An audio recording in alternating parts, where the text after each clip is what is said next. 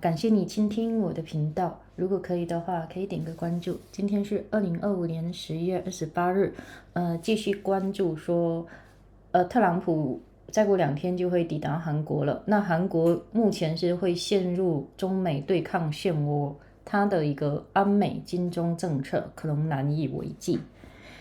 具体来读一下这一篇报道，说，今年8月，韩国新当选总统李在明，他就飞速访问了华盛顿期间，然后被问到韩国长期奉行的安美经中政策。那该国就是在中美之间保持战略中立的一个既定方案，就是安保靠美国，经济靠中国，国防依赖美国，经济依托作为韩国企业关键市场的中国，在二者之间寻求平衡状态。但是随着中美竞争加剧，那韩国就有点两难，就是他不可能再以之前的逻辑去维持，所以说也被迫需要做出选择。但是安保显然会是在第一，因为它无法偏离美国的政策方向。那与全球经济碎片化背景下的许多国家一样，韩国被卷入激烈的贸易战，在出口管制、制裁、关税的夹缝中陷入两难境地。大国和小国的不同就是小国的话语权更弱，因为它的影响力更弱。你想，你要欺负一个弱一点的人，你可能踩一脚就跑或者怎么样，他很难怎么样，就是这个道理。然后呢，所以说韩国的一个困境尤为棘手，既要维持与美国的关键盟友关系，同时还要应对说特朗普总统提出的苛刻要求，完成两国7月原则上达成的一个贸易协议。那另一方面是中国这个庞大的邻国，也就是跟特朗普经济不满的主要目标。然后其次，它是韩国最大的贸易伙伴。若计入香港的话，那中国占韩国的出口总额的1/4。预计本周的话，特朗普将与习近平在韩国举行的亚太经合组织峰会期间会面。会面之前，那韩国已经感受到站对美国的沉重代价。就是本月，韩国造船企业韩华海洋的5家美国子公司遭到中国制裁。中国指控该公司支持并协助美国调查中国造船业的贸易行为。那韩华海洋是去年以1亿美元收购了美国费城的一家造船厂，原本有望成为特朗普借助外国投资重振美国造船业计划的一个核心力量。那中国这无疑是一记警钟，而且这一压点甚至会超过韩国的期待。这个是布鲁金斯学会东亚研究政策中国高级研究员、韩国项目主任吕颖华的观点。那早在韩美讨论美国造船业投资事宜，中共党下的一个《环球时报》在7月的评论文章中警告说，地缘政治能颠覆经济规律，是高风险赌博，并提及美国造船业的长期衰退趋势。所以说几周后呢，《环球时报》再发评论警告韩国，若有悬挂韩国标识的船只参与美国对第三国的军事行动，可能引发麻烦，并提醒韩国警惕此类情况发生。中国商务部宣布制裁韩华海洋时表示，该公司与美国政府的合作危及中国主权、安全、发展利益，因此制裁势在必行。李在明的前任尹锡悦在宣布军事管制后遭弹劾下台。在尹锡悦执政期间，韩国已经将经济中心转向美国。在拜登总任内，这一转变是相当明显。当时美国为吸引韩国企业赴美建厂提供了投资补贴。那如今韩国也感受到了中国的压力，同时也发现，即便承诺深化与美国的经济联系，也未必能赢得特朗普政府的青睐。那根据7月达成的初步贸易协定，那韩国同意对美投资3500亿美元，并斥资1000亿美元采购液化天然气。作为交换，特朗普同意将最初宣布的25%的关税降至15%，这对韩国汽车商而言是关键的让步。但是在随后的3个月，韩国政府对白宫的部分要求犹豫不决，就是由于最终协议尚未敲定，所以美国也尚未下调关税。韩国原本期望3500亿投资中大部分以贷款或贷款担保形式实现，但特朗普却要求以现金投资为主，与美国和日本达成的协议类似。然后韩国表示，就是如此规模的现金投资可能导致本国货币等动荡。他已请求特朗普政府提供货币互换安排，平抑外汇市场波动，并防止韩元崩盘。所以说，尽管本国官员在本土举行峰会前紧急斡旋，试图促成协议，那两国仍在不断承诺协议即将达成，但目前仍未敲定最终版本。韩国的保守派日报，就是支持韩美强化同盟的朝鲜日报，批评特朗普采取强硬手段逼迫韩国让步，并警告此举可能迫使韩国企业倒向中国。那特朗普对美国盟友的强硬态度是始终未变。在特朗普看来，一个国家是美国盟友这一事实本身就是一个重大软肋。特朗普定于周三在韩国与李在明会面。李在明此前接受 CNN 采访时降低了对峰会前达成协议的预期，称达成最终协议前仍需大量时间和努力进行调整与修正。在中美日益激烈的博弈中，韩国的半导体技术也是沦为了棋子。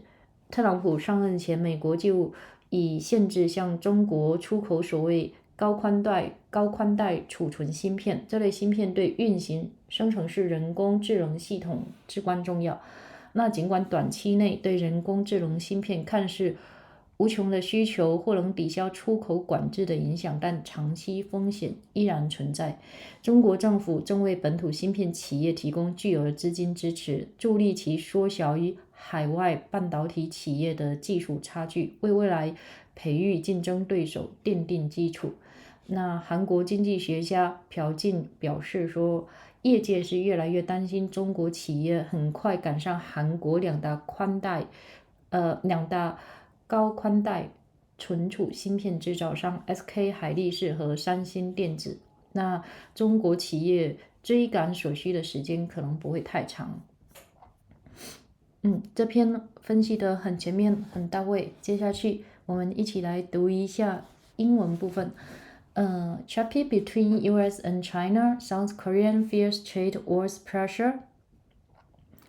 When South Korea's newly elected president Lee Jae-min visited Washington in August, he was asked about Amiyogongji, the nation's well-established policy on maintaining strategic neutrality between the United States and China. The Korean phrase, loosely translated as the United States for security and China for the economy, refers to how the country must balance its reliance on America for national defense and the economic importance of China as a critical market for South Korean companies.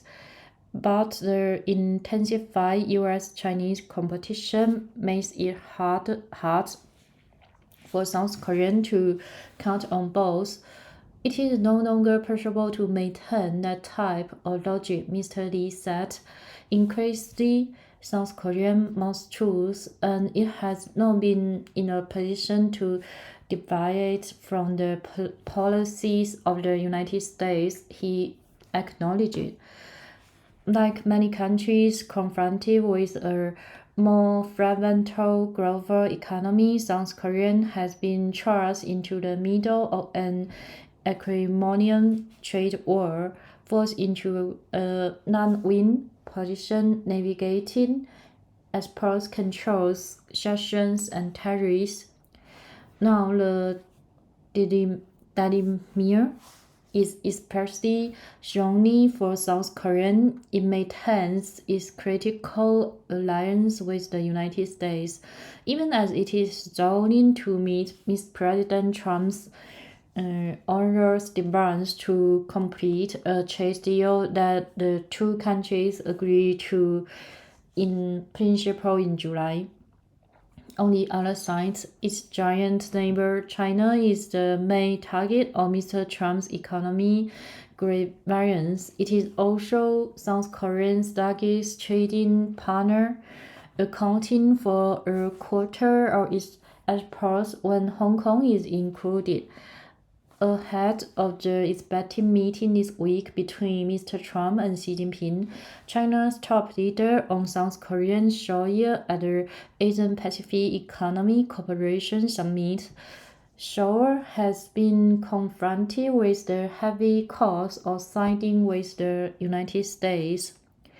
This month, 5 U.S. subsidiaries of the South Korean shipbuilder Hanwha Ocean was hit by sanctions from China, which accused the company of supporting and assisting the United States in its investigation into the trade practice of the Chinese shipbuilding industry.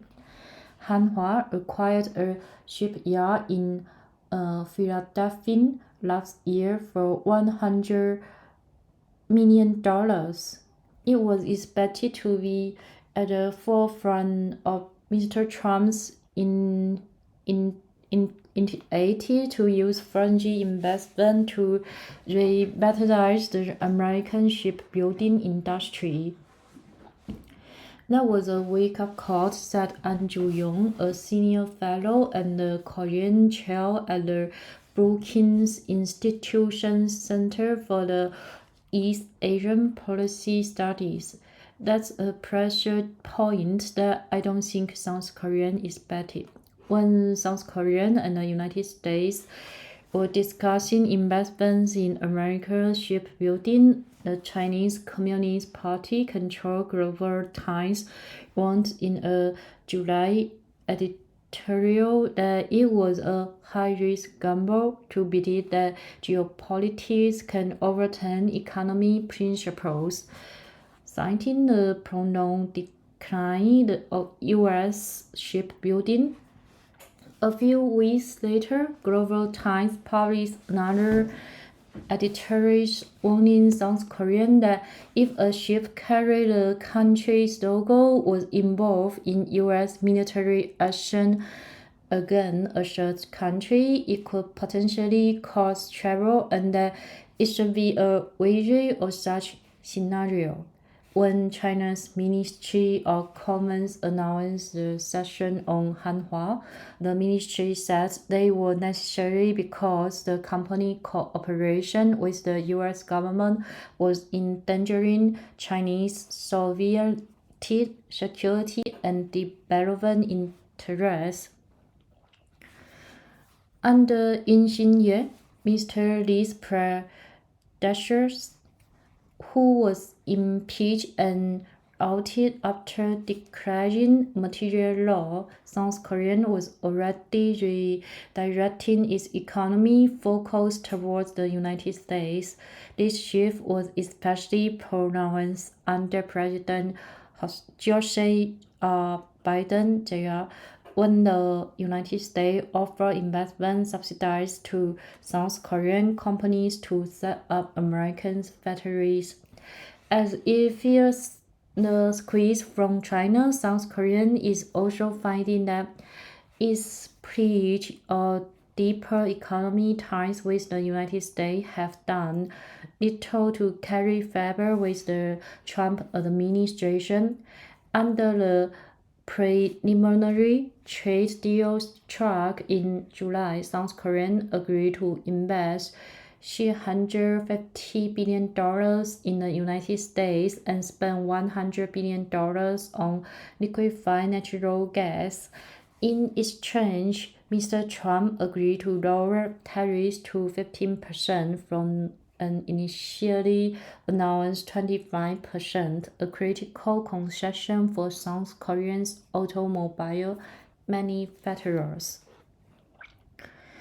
But over the ensuing 3 months, Seoul has balked at some of the demands for the White House without a final agreement in place. The United States has now lowered the tariff. South Korea expected the bulk of the $350 billion in investments to be loans and loan guarantees, but Mr. Trump has pushed for cash investment, similarly to the U.S. agreement with Japan.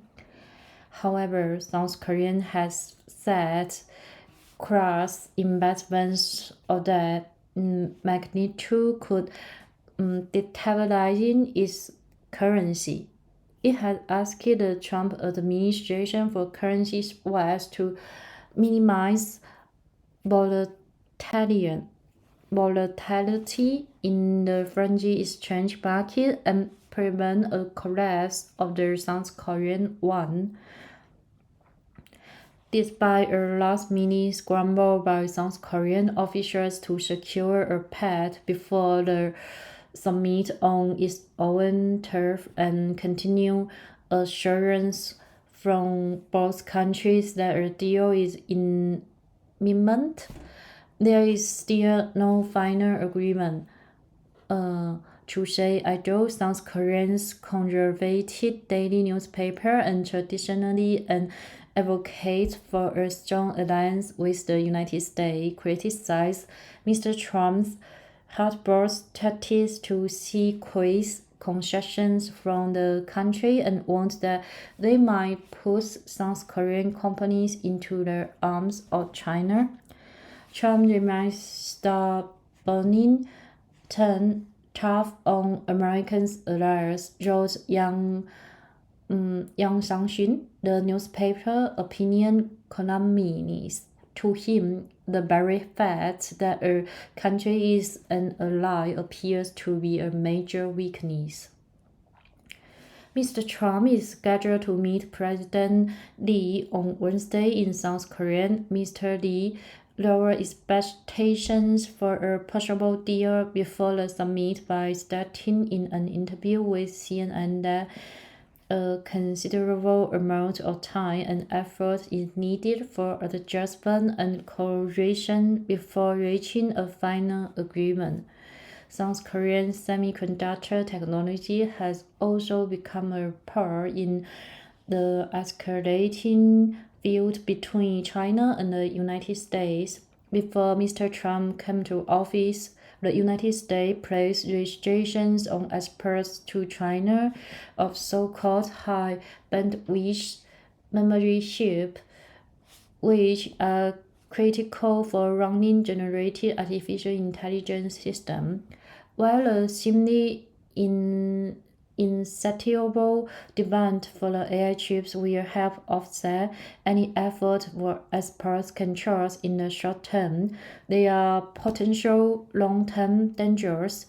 Chinese chip makers are receiving significant financial backing from Beijing to close the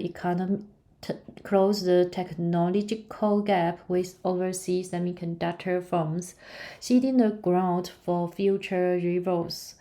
Jun Park, a political economist from South Korea, said there was growing concern that Chinese firms would soon catch up to SK Hynix and Samsung Electronics, the two biggest manufacturers of high bandwidth memory chips. The years of catching up may not last long, Dr. Park said. Thanks for listening. Hoping your life fully with happiness and joy. Have a good day.